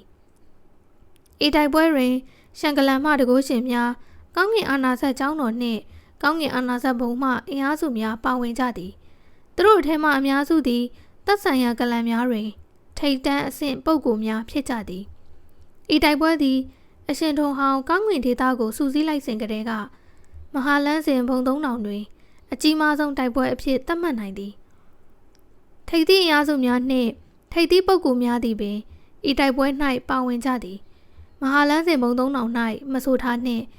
ဤသို့သောအနေအထားနှင့်တိုက်ပွဲသည်ကောင်းကင်ဒေသ၏ပြင်ပဘုံ၌ပင်အလွန်ရှားပါးလှသည်ဤမျှကြီးကျယ်လှသောစစ်ပွဲသည်လက်ရှိကစင်ကလျားခေတ်ကြောင့်ဖြစ်ပေါ်လာခြင်းဖြစ်သည်လေရွေးမုန်တိုင်းကဆက်လက်တိုက်ခိုက်နေပြီးရွှေရောင်နှင့်အလင်းကတောက်ပနေသည်အထွတ်အထိပ်အဆင့်ရန်ဟောင်သုံးပါးကရီဖူရှင်နောက်သို့ဆက်လိုက်နေသည်ယခုရီဖူရှင်ဘေး၌ကြံ့ချန်ကြီးတဦးတည်းသာကြံရှိနေသည်စန့်ကျင်ဘက်အနေနှင့်ရန်သူအဖွဲ့တွင်မတူညီသောအရက်မျက်နှာ၃ခုမှလာနေသည့်အထွတ်အထိပ်အဆင့်ရန်ဟောင်သုံးပါးအပြင်အလယ်လက်အဆင့်ရန်ဟောင်အနှဲငယ်လည်းရှိသည်တောက်ပသည့်ရွှေရောင်နှင့်အလင်းနှန်းကသူတို့ထံပြေးဝင်လာသည်ကြံ့ချန်ကြီးကတိုက်ခိုက်မှုများကိုရီဖူရှင်ရှောင်တိန်နိုင်ရန်လမ်းညွှန်ပေးသည်ကျောင်းမဖွယ်နှင့်အလင်းကသူခန္ဓာကိုယ်အားထိမှန်ရန်လက်မအနှဲငယ်အလိုမှဖြတ်တန်းသွားသည်စီနီယာသွားတဲ့နယ်ရီဖူရှင်ကကြံ့ချန်ကြီးကိုပြောလိုက်သည်ကြံ့ချန်ကြီးကသူ့ကိုကြည့်လိုက်သည်ကျွန်တော်ကိုယ့်ကိုကာကွယ်နိုင်ပါတယ်ရီဖူရှင်ကပြောလိုက်သည်ကြံ့ချန်ကြီးကခေါင်းညှိလိုက်ပြီးလွှမ်းမိုးနိုင်စွမ်းရှိသောအရှိန်အဝါတစ်ခုကိုထုတ်လွှတ်လိုက်သည်သူက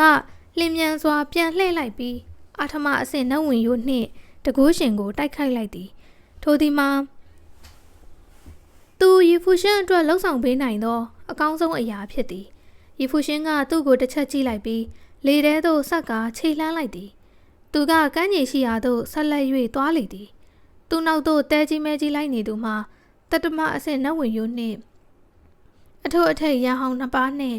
အလယ်အလတ်အဆင့်ရန်ဟောင်များသာဖြစ်သည်သူတို့၏အရှိန်ကအံ့ဩစရာကောင်းလောက်အောင်လျင်မြန်လှသည်သူတို့မျက်လုံးထဲ၌ရက်ဆက်ယုံမာသောအတွေးတို့ကပေါ်လွင်နေသည်သူတို့သည်ဤတစ်ချိန်၌ရီဖူရှင်ကိုလွတ်မြောက်ခွင့်မပေးနိုင်ဟုဆုံးဖြတ်ထားခဲ့သည်တတမအဆင့်နတ်ဝင်ရိုးနှင့်တကိုးရှင်နှစ်ယောက်မှတစ်ယောက်သည်ရှန်ကလန်မှဖြစ်ကာနောက်တစ်ယောက်ကရွှေရောင်နှက်ပြည်တော်မှဖြစ်လေသည်သူတို့နှစ်ယောက်လုံး၏မျက်လုံးများကရီဖူရှင်အားတေလူကဲ့သို့စိုက်ကြည့်နေကြသည်ထိုအင်အားစုနှစ်ခုလုံးသည်ရီဖူရှင်နှင့်သွေးကြွေးများရှိနေကြသည်သူတို့ကရီဖူရှင်ထွက်ပြေးသွားသည်ကိုမြင်သောအခါသူတို့ကစိတ်ထက်ထက်တန်တန်နှင့်လိုက်ပါသွားကြသည်ယခုမတိုင်ခင်ကဖျန်းဟဲမဟာအကြီးအကဲ၏ထွက်ပေါ်လာမှုကအင်အားစုနှစ်ခုလုံးကိုအထီးအကိုက်အကြအဆုံးများစေခဲ့သည်သို့သောသူတို့သည်ဤတိုက်ပွဲ၌အရေးတာမှုတို့ရှိနေသည့်အတွက်တိုက်ပွဲ၏ရလဒ်ကပြောင်းလဲသွားမည်မဟုတ်ပေနန်းနန်းတော်ကယနေ့တွင်ပျက်စီးရမည့်ကံကြမ္မာအားရှောင်ရှားနိုင်လျင်ပင်ရီဖူရှင်အားတတ်နိုင်ခဲ့ပါကမဟာမိတ်တပ်များကပြိုကွဲသွားမည်ဖြစ်သည်ထို့သောဖြစ်သည့်အခါ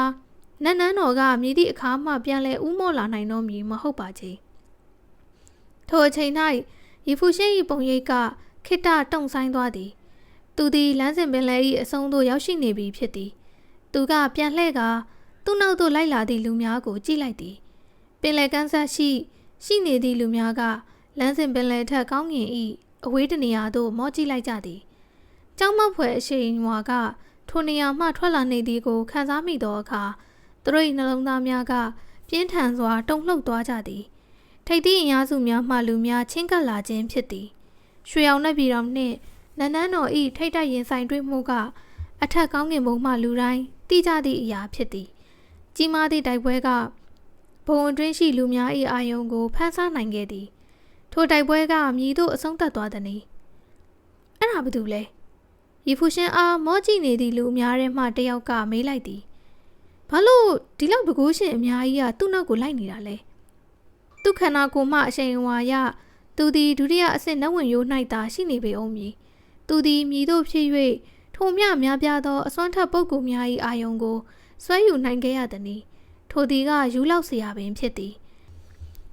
ဒုတိယအဆင့်နတ်ဝင်ရိုးတကိုးရှင်တဦးအားတပ်ဖြတ်ရန်အလေအလတ်အဆင့်တကိုးရှင်တဦးဆိုပါကလုံလောက်နေပြီမဟုတ်ပါလားသို့သောထိုတကိုးရှင်များကတစ်ဖက်စစ်ပွဲ၌ကူညီနေရမည့်အစားတယောက်တည်းကိုသာတဲတဲမဲမဲလိုက်ဖမ်းနေကြပေသည်ကြည်ရသည်မှာသူတို့ကအဖြူရောင်ဝတ်စုံနှင့်လူငယ်တဦးကိုသာဦးစားပေးလိုက်ဖမ်းရန်စီစဉ်ထားပုံပေါ်သည်သူ့မှာအဖြူရောင်စပင်တွေရှိပြီးအဖြူရောင်ဝတ်စုံဝတ်ထားတယ်ဘသူများဖြစ်နိုင်အောင်မလဲတယောက်ကပြန်ဖြေလိုက်သည်သူကကောင်းကင်အာနာဇက်ကျောင်းတော်ကရီဖူရှင်လေသူကမဟာလန်းစင်ဘုံသုံးတော်မှာတော့တကယ်အကျော်အမော်ပဲသူ့ကိုသူ့မျိုးဆက်ထဲမှာအကောင်းဆုံးဆိုပြီးလူသိများတယ်ဘသူမှသူ့ကိုမရှင်းနိုင်ဘူးထိုဒီကရီဖူရှင်ဖြစ်သည် လူအုပ်ကြီးကအဖြေကိုကြားသည့်အခါခေါင်းတစ်ဆက်ဆက်ငိမ့်လိုက်ကြသည်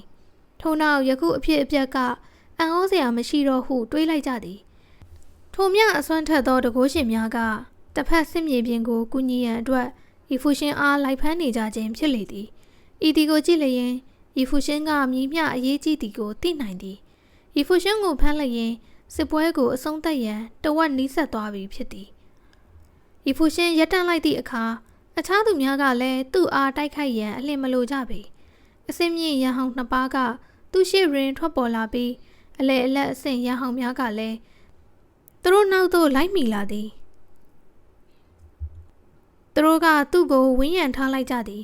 ယခု၌သူတို့သည်ရီဖူရှင်အားအသေးဖမ်းမိလားအရှင်ဖမ်းမိလားသိကျင်နေကြသည်ဤသို့သောအခြေအနေမျိုးတွင်ရီဖူရှင်ထွက်ပြေးရန်ခက်ခဲပေလိမ့်မည်ဖြစ်သည်ရီဖူရှင်သည်လေထဲ၌ရပ်နေပြီးဘေးပတ်ဝန်းကျင်ရှိလူများကိုဝှေ့ကြည့်လိုက်သည်သူသည်ပြိုင်ဘက်များ၏အရှိန်အဝါကိုခံစားမိပေသည်သူရှိတွင်ရပ်နေသည့်အဆင့်မြင့်ရန်ဟောင်းနှစ်ဦးကသူ့အားစိုက်ကြည့်နေသည်အလဲအလက်အဆင့်ရန်ဟောင်းများကအနီးတွင်ဝိုင်းပတ်လာကသူ့ကိုဝန်းရံထားသည်သူတို့၏စွမ်းအားများကသူ့ကိုဖိအားပေးလာသည်ထိုအချိန်တွင်သူသည်ပိုက်ကွန်ထဲမှငါးတကောင်ကဲ့သို့ပင်ဖြစ်သည်သူ့သက်တယောက်ကအမိန့်ပေးလိုက်သည်ရွှေအောင်နက်ပြည်တော်မှအစင်းမြင့်ရန်ဟောင်းကလက်ထဲ၌လှံကိုကင်ဆွဲထားပြီးတပ်ဖြတ်လူစိတ်များကလည်းပြင်းထန်စွာဖြစ်ပေါ်နေသည်အလဲအလက်အဆင့်ရန်ဟောင်းများကလည်းရီဖူရှင်ကိုတိုက်ခိုက်လိုက်ကြသည်သူတို့၏လမ်းစဉ်များကမတူညီသည့်လက်နက်များအဖြစ်ပြောင်းလဲသွားခဲ့သည်တောက်ပါသည့်ရွှေအောင်အလင်းနှန်းတစ်ခုကရီဖူရှင်၏မျက်ခုံးနှန်းနှစ်ခုကြားမှထိုးထွက်လာသည်အလင်းနှန်းသည်လျင်မြန်စွာကျယ်ပြန့်လာပြီးနေရာလွတ်ခမ်းမတစ်ခုအဖြစ်ပြောင်းလဲသွားသည်လူတိုင်းကတွေးဝေစွာမျက်မှောင်ကျုံလိုက်ကြသည်ဝိညာဉ်ရတနာလားရီဖူရှင်၏အနီးသို့ချင်းကပ်လာသည့်အလဲအလက်အဆင့်ရန်ဟောင်းတို့ကရီဖူရှင်ထိုအတွင်း၌ပုံမနေနိုင်စေရန်နေရာလွတ်ခမ်းမအတွင်းလိုက်ဝင်သွားကြသည်ချက်ချင်းပင်နေရာလွတ်ခမ်းမကကျယ်ပြန့်လာပြီးရီဖူရှင်နှင့်အလဲအလက်အဆင့်ရန်ဟောင်းများကိုလွှမ်းခြုံသွားသည်တတမအဆင့်နှံဝင်ရို့အဆင့်မြင့်ရန်ဟောင်းနှစ်ဦးကခမ်းမအတွင်းသို့လိုက်မဝင်ကြပေသူတို့ကအပြင်ဘက်၌ရက်ကစောင့်ကြပ်နေကြသည်ရီဖူရှင်ကလေဟာနယ်ရတနာအားအသုံးပြုနေလျင်ပင်ရီဖူရှင်ထက်ကြင့်ကြံစင်မြင့်သောထိုအလဲအလက်အဆင့်ရန်ဟောင်းများကသူ့အားတိုက်ရန်လုံလောက်ပြီဖြစ်သည်ရီဖူရှင်၏လက်ထဲ၌နတ်ဓာတ်တလက်ပေါ်ပေါက်လာသည်၎င်းကတလက်လက်တောက်ပနေသည်ထိုသည်မှာနောက်ထပ်အစွမ်းထက်ဝိညာဉ်လက်နက်တစ်ခုဖြစ်သည်သူသည်ချက်ဝိတ်တစ်ခုကိုလည်းဝစ်ဆင်ထားသေးသည်ရီဖူရှင်၏ထိုရတနာများအားလုံးကနဖျားအကျွင်းကြံနေမြေမှရရှိခဲ့ခြင်းဖြစ်သည်နတ်ဓာတ်ပေါ်လာပြီးနောက်၎င်းသည်လေထုနှင့်ရောရှနေသောမြေတံကိုထုတ်လွှတ်လိုက်သည်ပြင်းထန်သည့်ဓာဆွမ်းအားများကပဝင်းကျင်တွင်လွင့်မျောကာသူတို့အားဝင်းရံလာသည်နတ်အလင်းသည်ရီဖူရှင်၏ခန္ဓာကိုယ်မှခပ်မှိန်မှိန်လင်းလက်လာသည်ဟင်ရီဖူရှင်ကိုဝင်းရံထားသည့်တကိုးရှင်များကမျက်မှောင်ကျုံလိုက်သည်ဘာတွေဖြစ်နေတာလဲရီဖူရှင်၏ခန္ဓာကိုယ်မှထွက်ပေါ်နေသောနတ်အလင်းများအချိန်နှင့်အမျှတောက်ပတစ်ထက်တောက်ပလာသည်ကြောင်မဖွဲထိတ်တန်းတိုက်ခိုက်မှုပညာရဲ့စွမ်းအားကသူ့ထံတိုးဝင်လာကသူ့အနီးမှဓာစွမ်းအားများကိုအမုံအမွားများအဖြစ်ဖြိုခွဲလိုက်သည်ဘန်နတ်အလင်းကပြင်းထန်လာသည်ထိုအခိုက်တွင်ရီဖူရှင်သည်သူ့ခန္ဓာကိုယ်ကိုရွှေရောင်နှင့်အလင်းတို့နှင့်ကာကွယ်ထားလိုက်သည်သူ့အကြည့်ရသည်မှာခမ်းနားထဲဝါလာသည်သူကကုချင်းနတ်ဝင်ရိုးကိုထုတ်ဖော်လိုက်သည်မရေမတွက်နိုင်သောကုချင်းချိုးများကလေဟာနှင့်အတွင်ထွက်ပေါ်လာသည်ကုချင်းချိုးတစ်ချောင်းချင်းစီသည်ပြိုင်ဘက်ကင်းရွှေရောင်နတ်အလင်းတို့ကိုထုတ်လွှတ်နေသည်ကျိုးများတွင်ဓာဆွမ်းအားတို့လည်းပါဝင်နေသည်ထွန်းမြေတံတစ်ခုကိုကြားလိုက်ကြရသည်ကုချင်းရွှေကျိုးများတွင်ဓာဆွမ်းအားများစီးဆင်းနေပြီးလေဟာနှင့်အတွင်လွှမ်းခြုံထားသည်တကုရှင်တဦးကသူ့နေရာ၌သူမရွေ့ပဲရပ်နေတော့လဲသူသည်ကုချင်းကျိုးမှစွမ်းအားများကသူ့ဝင်းကျင်ကိုဆက်လက်ထိုးဖောက်နေကြောင်းခံစားမိပေသည်ကျိုးများကလေဟာနယ်ကိုတဖြည်းဖြည်းတီးခြားဖြစ်လာစေသည်၎င်းတို့ကမဟာလန်းစဉ်လေဟာနယ်စွမ်းအားတို့ဖြင့်ဖြစ်တည်လာသည်ဘုံမဟာလန်းစဉ်နတ်ဝင်ရိုးမှအလွန်တောက်ပသည့်အလင်းများသည်တကုရှင်များအပေါ်သို့မိုးရွာတကဲသို့ရွာသွန်းလာသည်တကုရှင်များထံမှအလွန်အစွမ်းထက်သောအရှိန်အဝါများပေါက်ကွဲထွက်လာသည်သူတို့၏နတ်ဝင်ရိုးများမှစွမ်းအားများဖျားထွက်လာသည်သို့သောထိုအချိန်၌ သူတို့၏နတ်ဝင်ရိုးများကယေဖူရှင်ကိုရှင်နိုင်ခြင်းမရှိဟုခံစားလာရသည်ယေဖူရှင်၏ခန္ဓာကိုယ်မှနတ်ရောင်ဝါတို့ထိုးထွက်လာသည်၎င်းကပြန့်နှံ့သွားကထိုတကုရှင်များသည်သူတို့၏မျက်လုံးများနာကျင်လာမှုကြောင့်မျက်လုံးများမှိတ်လိုက်ကြရသည်အနီးဝန်းကျင်ရှိတကုရှင်များ၏အမူအရာတို့ကပြောင်းလဲသွားသည်ဤသည်ကဧကရစ်အလင်းများလောသူသည်နဖျားအကျွင့်ကြံနေမည်မှမဟာအင်ပါယာ၏တင် जा ပေးမှုကိုခံယူခဲ့ရသည်ရှန်ကလန်နှင့်ရွှေရောင်နှက်ပြည်တော်မှတကုရှင်များကအလွန်စိတ်ဝင်စားမှုကိုပြသလာသည်ဤဒီကသူ၏စွမ်းရည်အစစ်မှန်လားသူကတစ်ချိန်လုံးစွမ်းအစစ်အမှန်ကိုဖုံးကွယ်ထားခဲ့သည်လားသူယခင်ကပြောဘူးသည်မှာနဖျားအကျွင့်ကြံနေမည်၌မဟာအင်ပါယာ၏တင် जा ပေးမှုကိုခံခဲ့ရသည်ဟု၍ဖြစ်သည်ယခုတွင်သူတို့ရှေ့မှမြင်ကွင်းကယေဖူရှင်ယခင်ကပြောဘူးသောမောက်မာသည့်စကားများကိုတက်တည်ပြနေတဲ့ကဲ့သို့ဖြစ်သည်သူသည်မဟာအင်ပါယာ၏တင် जा ပေးမှုကိုခံယူခဲ့ရပြီးနဖျားများကိုမျက်မြင်တွေ့ကြုံခဲ့ရသည်ယေဖူရှင်ကသူ၏ဓားကိုမလိုက်ကကောင်းငင်အားနတ်အလင်းတို့နှင့်ထိုးဖောက်လိုက်သည်ဤလေဟာနှင့်အတွင်းဓားဆွမ်းအားများကတသားတည်းဖြစ်လာကဓားကဘာတစ်ခုဖွဲ့တည်လာသည်တေးလိုက်တော့ယေဖူရှင်ကအေးဆက်သည့်အတန်နှင့်ပြောလိုက်သည်သူထိုသို့ပြောပြီးသည့်နောက်သူ့လက်ထဲမှနတ်ဓားကပြန်တန်းထွက်သွားသည်မဟာလန်းစဉ်ဆွမ်းအားများကပတ်ဝန်းကျင်တွင်စိတ်ဝင်ပြန့်နှံ့နေပြီးအော်မြေတံများကိုရှင်းလင်းစွာကြားလိုက်ရသည်အလေအလတ်အစိမ်ရဟောင်းတဦးကနတ်ဓားကိုတားဆီးရန်အစွမ်းထက်သည့်တိုက်ခိုက်မှုကိုထုတ်ဖော်လိုက်သည်သို့တော်လည်းနတ်ဓားအလင်း၏အောက်တွင်သူ့ပုံရိပ်ကအမှုံများအဖြစ်ပေါက်ကွဲထွက်သွားခဲ့ပြီးအစအနမကြံအောင်ပျောက်ကွယ်သွားရတော့သည်